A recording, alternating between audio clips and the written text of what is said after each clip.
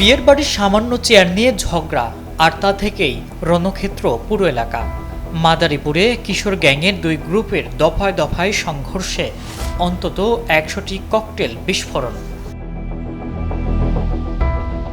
ঘটনার শুরু গত শনিবার দুপুরে মাদারীপুর শহরের প্ল্যানেট কমিউনিটি সেন্টারে চলছিল ইতালি প্রবাসী মামুনের বিয়ের অনুষ্ঠান।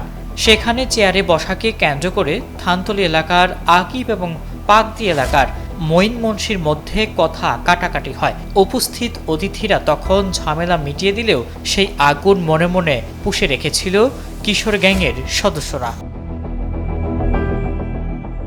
বসুন্ধরা টিস্যু, অশুদ্ধতার বিরুদ্ধে এক বিন্দুও ছাড় নয়।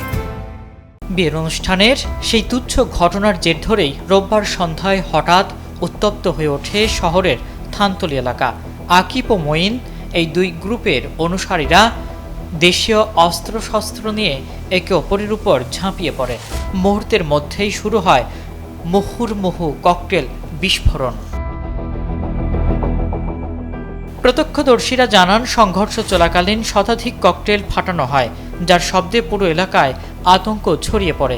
কেবল মারামারি নয়, অন্তত 15টি ঘরবাড়িতে ভাঙচুর চালিয়েছে হামলাকারীরা।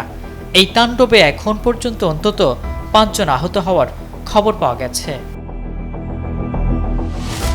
খবর পেয়ে দ্রুত ঘটনাস্থলে পৌঁছায় সদর মডেল থানা পুলিশ। পরিস্থিতি নিয়ন্ত্রণে আনতে পুলিশকে টিয়ার শেল নিক্ষেপ করতে হয়। রাত 9টার দিকে একবার পরিস্থিতি শান্ত হলেও সোমবার ভোরে আবারও নতুন করে সংঘর্ষে জড়ায় দুই পক্ষ। অর্থাৎ রাতভর এক অস্থিরতার মধ্য দিয়ে সময় পার করেছে এলাকাবাসী।